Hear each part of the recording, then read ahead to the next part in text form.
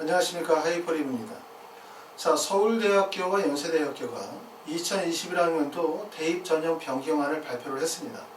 자, 물론 우리가 이제 예측되어졌었던 현상이긴 하죠. 올해 특히 2021학년도는 코로나19 이전에도 여러 가지 대입의 변화들이 참 많았어요. 그렇죠? 그럼에도 불구하고 코로나로 인해 가지고 고등학교 3학년 학생들이 재수생에 비해서 입시에 여러 가지 불리하다라고 하는 공정성 문제들이 많이 불거져 나오면서 이렇게 대입 전형에 대한 변경안까지 발표가 되어졌는데, 이 변경안의 발표라고 하는 것은 표면적으로 드러나는 내용들보다 실제로는 올해 입시에서 미치는 영향력이 상당히 클 것이라고 생각이 되어지기 때문에 이 부분에 대해서 조금 더 깊이 한번 생각해 보는 시간을 갖도록 하겠습니다. 자, 먼저 처음에 이제 그 전에 제가 유튜브에서 여러 내용들을 올리면서 그 전부터 올해 입시의 변화에 대해서 많은 부분들을 이야기했었던 부분들이 있고, 또 어느 정도는 어떤 변화가 있을 거라고 하는 부분에 대해서 예측을 했었던 부분들도 있었어요. 그 예측이 맞느냐 틀리냐가 더 중요한 것이 아니라 2021학년도 입시는 매우 혼란스러운 입시가 될 수밖에 없다. 또 혼란스러운 입시라고 하는 것은 기존의 판이 깨어지면서 새로운 기회가 발생이 되어질 가능성이 높기 때문에 고등학교 3학년 재수생 학부모님들 입장에서는 이런 입시의 변화에 대해서 깊이 이해하려는 노력이 반드시 필요하다. 이런 점들을 말씀을 드렸고요.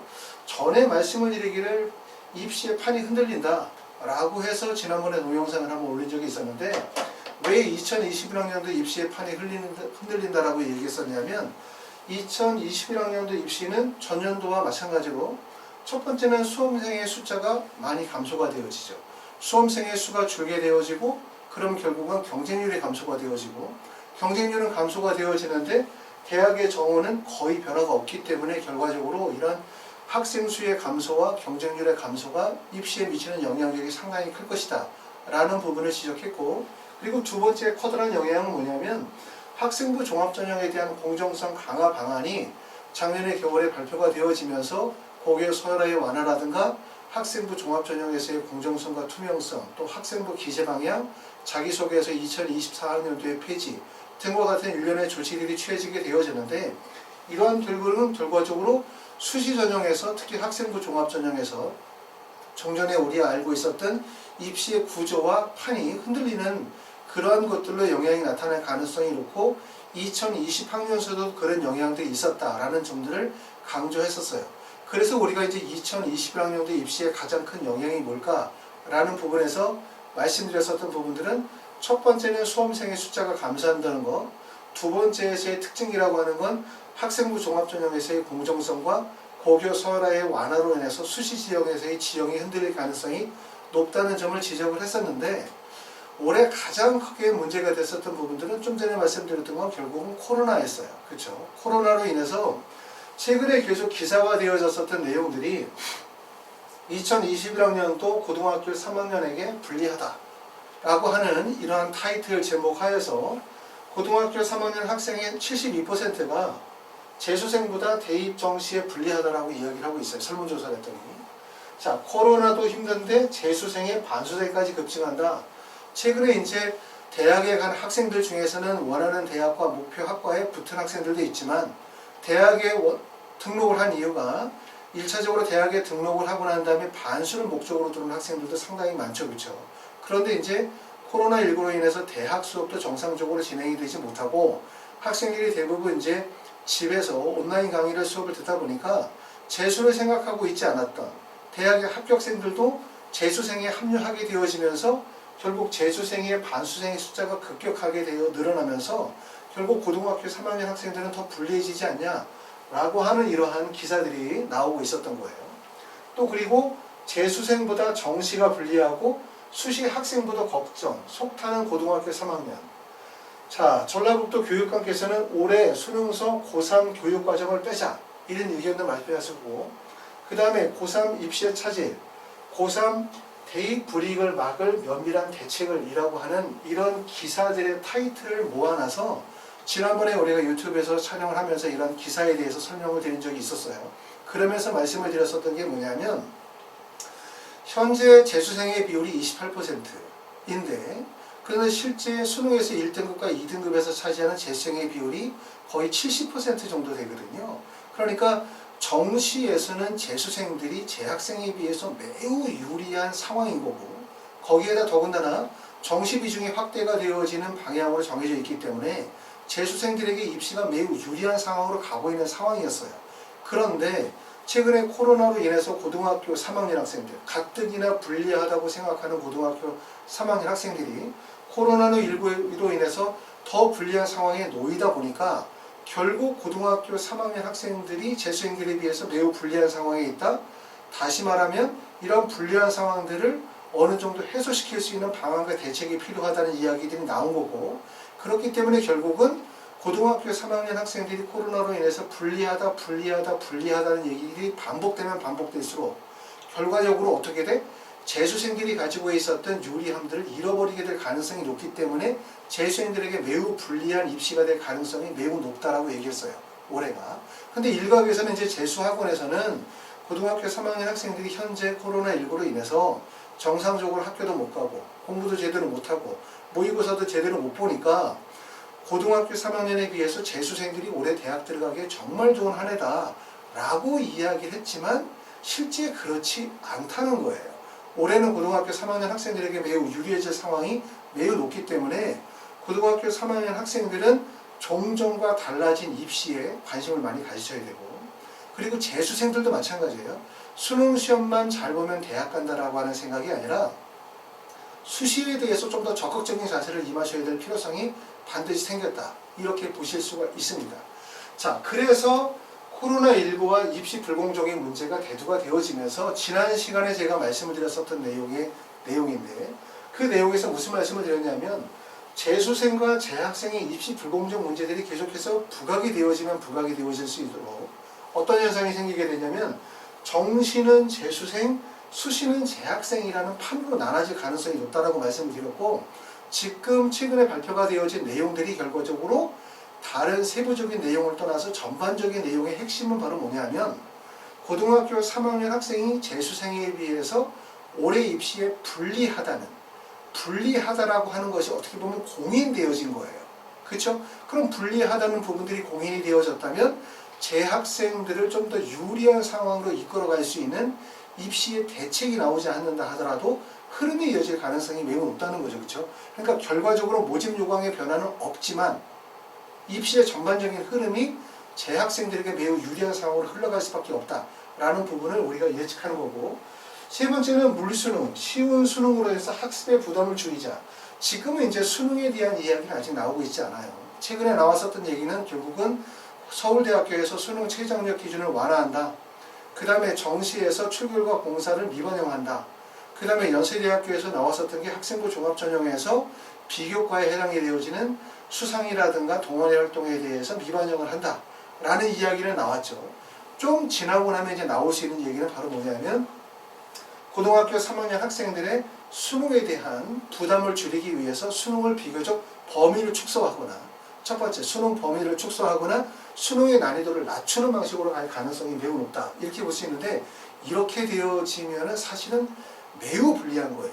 수능만 바라보고 재수를 하는 학생들의 입장에서는 우리가 수능 시험이 가장 좋은 수능 시험은 뭐냐면 6월, 9월 수능과 같이 일정과 똑같은 수준을 유지했었을 때 학생들의 만족도가 높거나 예측하는 점수가 나올 가능성이 높은데, 예를 들어서 6월과 9월에는 수능 시험이 어려웠다가 갑자기 수능에 가서 수능 시험이 쉬워지거나 아니면 쉬웠다가 어려워지거나 우리가 예측하지 못하는 상황으로 시험 문제가 출제가 되어지면 결과적으로 많은 학생들이 입시에 실패할 가능성이 높아요.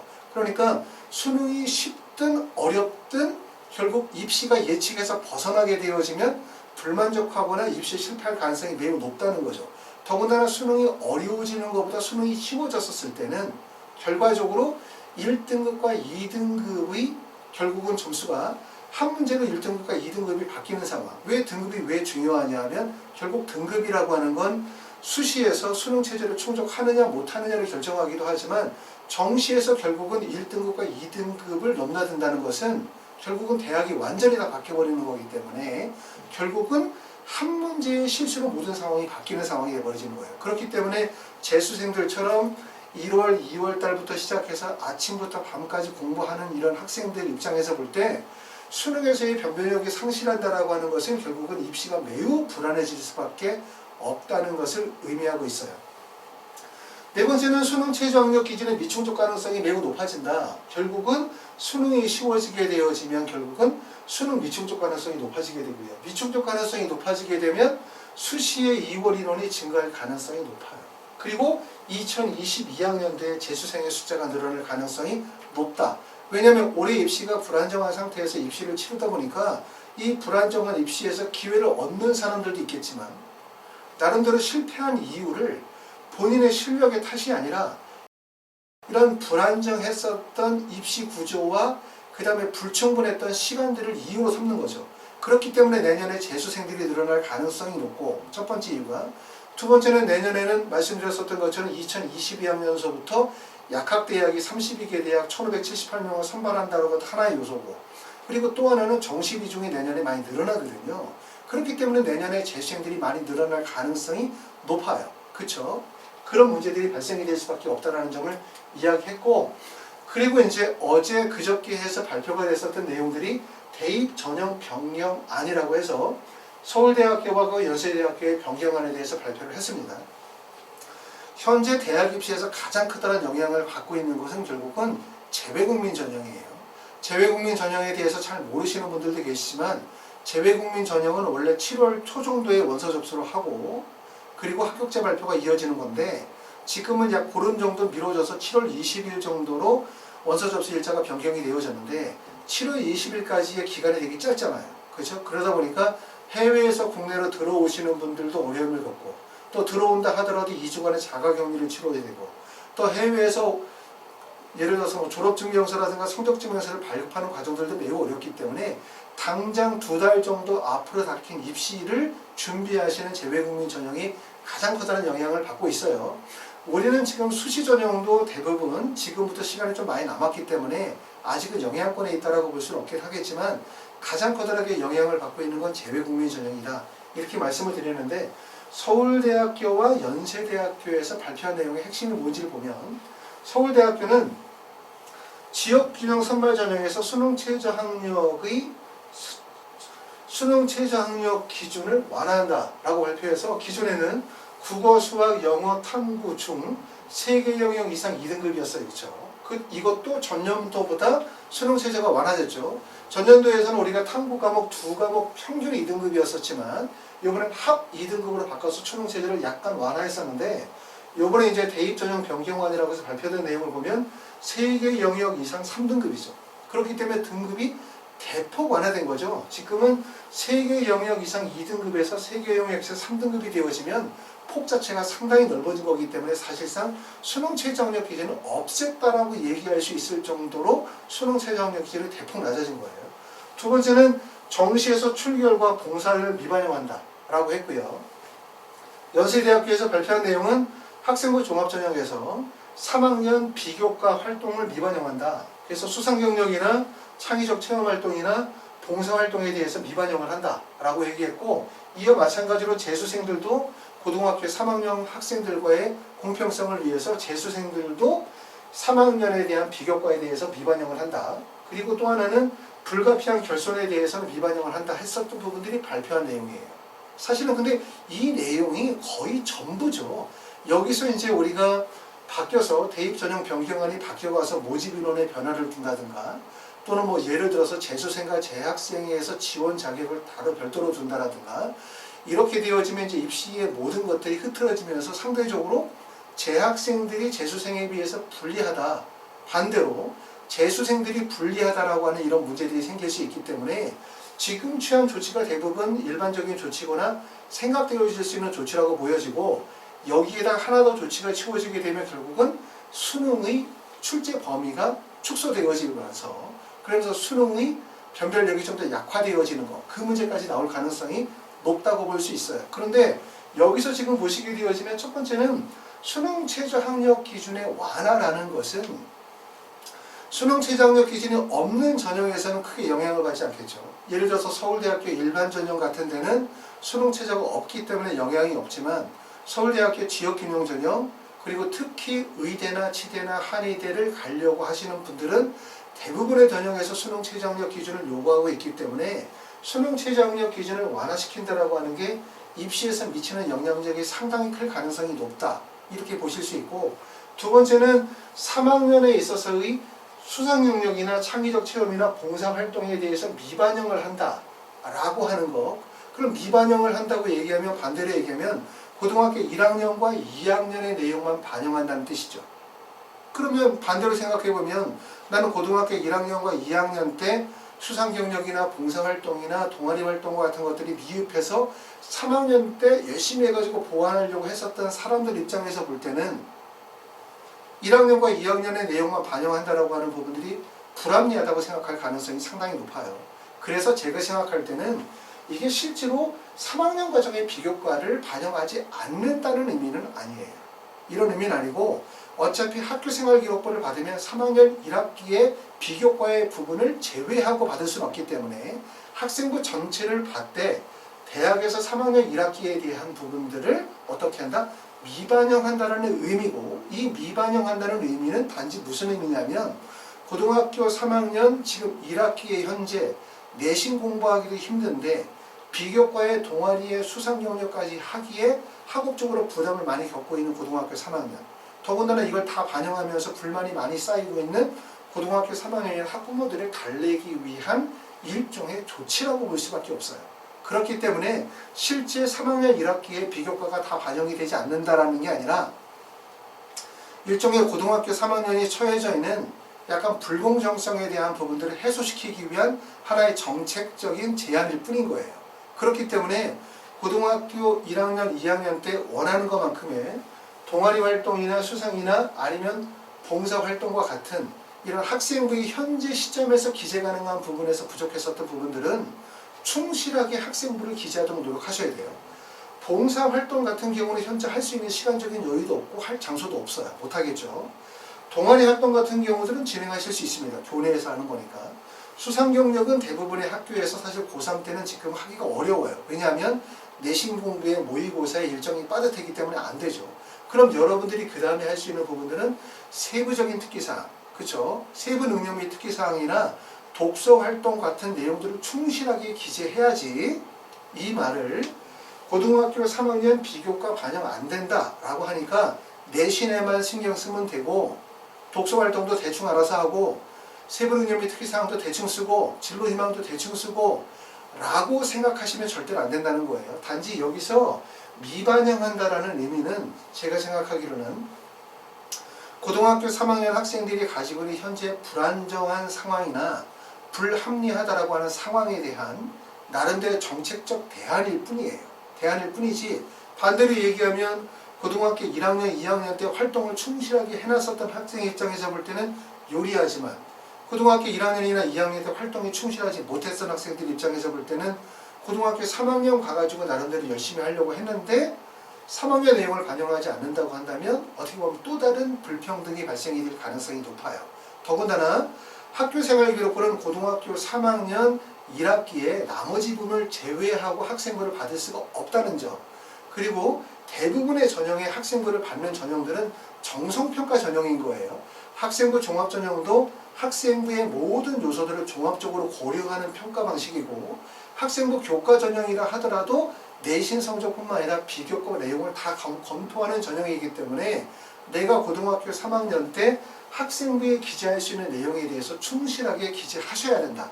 이 점을 꼭 알아두실 필요가 있습니다. 자, 그러면 예측과 변화에 대해서 한번 생각을 해볼게요. 지금 나왔었던 얘기가 첫 번째는 수능 최저학력 기준의 완화에 대한 이야기가 나왔고, 수능 최저학력 기준의 완화는 서울대학교가 발표가 됐고 어차피 연세대학교는 수능 최저가 없어요. 그러면 나머지 모든 대학들이 사실 수능 최저학력 기준을 다 완화시킬 가능성이 매우 높죠. 입시에서 미치는 영향력이 상당히 커다란 영향력. 더군다나 의대나 치대나 한의대를 가려고 하는 수능 최저를 요구하는 전형에서 목표 대학을 두고 있는 분들 입장에서 볼 때는 상당히 파급 효과가 클 조치라고 볼 수 있고요. 두 번째는 3학년 학생부 비교과 활동 및 그 다음에 출결에 대해서 미반영한다. 이 부분에 대해서는 좀 전에 얘기했었던 것처럼 이거를 실질적으로 이렇게 할 거라고 반드시 생각하시면 절대로 안 되고, 고등학교 3학년 때 여러분이 교내에서 할 수 있는 범위 어차피 봉사는 할 수 없어. 그렇죠? 그 다음에 교외에서 활동하는 활동은 거의 없고 학교에서 대회도 사실상 할 수 있는 시간적인 여건이 안 되기 때문에 우리가 현재 할 수 있는 부분들은 첫 번째는 독서, 그 다음에 세부 능력 및 특이사항, 그 다음에 진로 활동 관련된 거, 그 다음에 창의적 체험 활동이라 하더라도 학생이 진로와 관련된 부분들 중에서 진행할 수 있는 부분들이 있겠죠. 그런 부분들은 충실하게 기재하도록 더욱더 신경을 많이 써야 된다. 이 점을 말씀을 드렸고요. 그럼 이걸로 나타날 수 있는 현상은 뭐냐면 첫 번째는 수능 최저 학력 기준을 완화한다. 그러면 과연 좋을까? 수능 최저를 완화하면. 자, 수능 최저를 완화하면 첫 번째는 경쟁률이 몰릴 가능성이 매우 높아요. 경쟁률이. 평상시는 수능 최저가 안 돼서 의대나 치대나 한의대를 생각하지 못했던 학생들이 수능 최저가 완화가 되어지면 경쟁률이 몰릴 가능성이 높고 경쟁률이 몰리면 결과적으로 수능 최저의 충족 비율이 높아지겠죠. 그러니까 예를 들어서 일반적으로 어떤 대학교의 수능 최저 충족 비율이 종전에 25%였다면 수능 최저가 완화되어지면 결과적으로 충족 비율이 높아지니까 25%가 아니라 35%나 40%는 높아지겠죠. 수능 최저의 충족 비율이 높아지게 되어지면 결과적으로 면접 비율이 증가될 가능성이 높아요. 면접 비율이 증가된다는 얘기는 면접의 중요성이 매우 커지게 된다는 거죠. 그렇죠? 왜냐하면 학생들이 가장 1단계 통과에서 신경 썼었던 부분들이 수능 최저인데 1단계의 통과 비율이 높아진다는 거죠. 그렇죠? 통과 비율이 높아지게 되어지면 결과적으로 면접의 중요성이 매우 커질 수밖에 없고 그리고 또 하나는 교과 성적이 상승할 가능성이 높아요. 의대 같은 경우도 수능 최저가 높은 대학일수록 결국 합격생들의 교과 성적이 낮아요. 낮다는 얘기는 높다가 1.3이면 낮다는 1.5. 그러니까 수능 최저가 높으면 합격생의 교과 성적이 낮아요. 반대로 수능 최저가 낮으면 합격생들의 교과 평균 성적이 매우 높죠. 그러니까 1.5가 아니라 1.1, 1.2로 높은 성적이 나오는 것처럼 올해처럼 만약에 수능 최저가 완화가 되어지고 수능 최저의 충족 비율이 증가되어지면 그러면 결과적으로 교과 성적의 교과 성적이 상승할 가능성이 높아요. 그렇다는 얘기는 교과 성적이 높아진다는 얘기는 교과 성적보다도 비교과 활동을 통하여 의대를 가려고 했었던 분들, 그렇죠? 학교가 가지고 있는 활동의 우수성을 통해서 교과 성적은 좀 안 좋지만 내가 가지고 있는 또 학교가 가지고 있는 활동의 우수성을 바탕으로 의대를 가려고 했었던 특목고나 자사고나 또는 뭐 지역의 우수한 명문고등학교 출신의 학생들 입장에서 볼 때는 교과 성적이 상승하게 되어지면 결국 일반계 고등학교 학생들보다 불리해질 가능성이 높다는 점을 알아두실 필요가 있어요. 그렇죠? 그리고 두 번째는 이렇게 되어지면서 또 하나의 방법은 정시의 이원 인원을 감소시키는 거예요. 정시 이원 인원을 감소시킨다는 얘기는 수시에서 뽑겠다는 인원을 정시로 넘기지 않고 수시에서 대부분 선발을 해버리는 거죠. 그 이유는 바로 뭐냐면 수시에서 선발을 하게 되어진다면 결국 재수생보다 재학생들에게 매우 유리한 거죠. 일반적으로는 수시에서 뽑겠다는 인원을 학생들이 수능 최저를 미충족하거나 대학에서 원하는 것만큼의 학업 능력이 충족되어지지 못한다고 판단됐었을 때 정시로 넘겨서 선발하죠. 그럼 정시는 대부분 재수생들에게 좀 더 유리한 상황이라고 말씀을 드렸어요. 그런 상황이었는데 올해처럼 재수생들에 비해서 재학생들, 고등학교 3학년들이 매우 불리하다는 것이 어느 정도 인정되어지고 거기에 따른 이런 조치들이 취해지는 상황이라면 할 수 있는 방법 중에 하나가 수시에서 학생들을 선발하는 거예요. 가급적. 그렇게 되어지면 결국 정시로 이월되어지는 숫자가 감소하되고 이월되는 숫자가 감소하게 되어지면 결국 정시 모집 인원이 감소하는 효과가 벌어지겠죠. 전년도에 비해서 정시 선발 이율은 0.3% 늘었어요. 전체로 보면 0.3%지만 의대로 보거나 서울의 상위권 학교로 보게 되어지면 정시 선발 비율이 많이 늘어났지만 실제 만약에 수시에서 정시로 이월되는 숫자를 전년도보다 많이 감소시키게 되어지면 결국에는 정시의 인원이 증가하는 것이 아니라 감소되는 효과가 벌어질 가능성이 높다는 거예요. 그리고 세 번째는 결과적으로 이러한 아까 얘기했었던 것처럼 정부에서 어떤 조치를 취해서 모집 요강을 바꾸거나 모집 인원을 바꾸거나 눈에 보이는 즉각적인 조치를 취했다. 그것도 하나의 변화죠. 이런 수능 최저 학력 기준을 완화한다 라고 하는 즉각적인 조치이지만 실용적이고 하지만 이러한 조치 이면에 깔려있는 분위기, 입시 분위기, 결과적으로 어떤 입시 분위기? 고등학교 3학년 학생들이 재수생에 비해 매우 불리하다라고 하는 입시의 변화, 이런 변화의 흐름들이 유지가 되어지면 결국 수시는 재학생, 정시는 재수생이라는 판이 형성될 가능성이 매우 높아요. 그렇죠?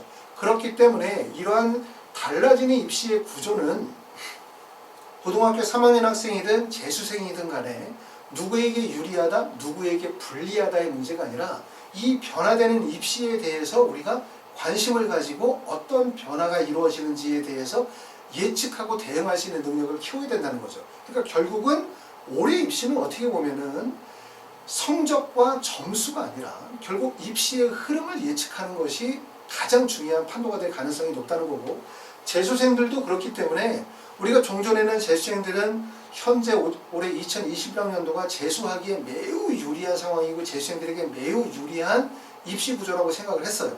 하지만 지금 최근의 조치, 더군다나 이제 서울대나 연세대학교가 조치를 취하기 때문에 따라서 나타나는 현상들은 작년도보다 재수생들이 매우 불리해. 왜 불리해? 첫 번째는 수시 전형에서 재수생들이 불리해진 상황이 될 수밖에 없어요. 왜냐하면 수시 전형에서 재학생들이 유리한 상황이 만들어질 때니까. 그럼 재수생들이 유리하다라고 하는 건 정시 비중이 많이 는다? 그런데 정시 비중이 늘지 않는다는 거예요. 두 번째, 수능이 매우 어려워야 돼. 근데 수능이 어려워지지 않는다는 거예요. 그렇게 되면 결국은 내가 아주 오랜 기간 동안 열심히 공부를 했었음에도 불구하고 잠깐의 실수로 한두 문제를 틀리게 되어짐에 따라서 생각하지 못했던 것처럼 점수가 나락으로 떨어지는 거죠. 그렇죠? 한 문제로 점수가 막 2등급씩 떨어지는 현상이 벌어지는 거예요.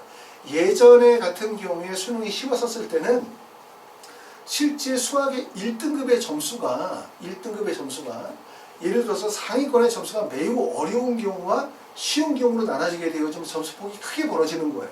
그렇죠? 그러니까 만약에 수능이 쉬워지게 되어지면 결국 1등급의 비율이 4%가 아니라 1등급의 비율이 8%, 10%를 차지하게 되어지면 결국 변별력이 없어지게 되어지고, 그러면 어떤 영역에서 한두 문제를 틀리냐에 따라서 결국은 올해 우리가 나름대로 열심히 최선을 다한 이러한 공부가 무의미해질 수 있는 결과가 나올 수도 있다는 거죠. 이러한 변화들이 어떻게 보면 예측되어졌었던 변화이기도 하고 앞으로도 대응해야 되는 변화이기도 한 거예요. 고등학교 3학년 학생들이 지금 하셔야 되는 건 뭘 하셔야 되냐면, 첫 번째는 현재 내신 대비에 최선을 다하셔야 되겠죠. 그리고 두 번째는 내신 대비뿐만 아니라 고등학교 3학년 1학기의 학생부 기재관리의 중요성이 매우 크다. 이 점을 꼭 알아두셔야 되고요. 그리고 거기에 따라서 우리가 지금서부터 목표 대학을 정하고 그 다음에 거기에 맞는 입시를 준비하는 입시 컨설팅이나 아니면 자기소개서 작성을 통해 가지고 전년도에는 입시를 예를 들어서 8월이나 9월에 입시를 준비했다면 올해는 좀 더 일찍부터 입시를 준비를 하고 세부적인 내용을 체계적으로 분석하실 필요가 반드시 있어요.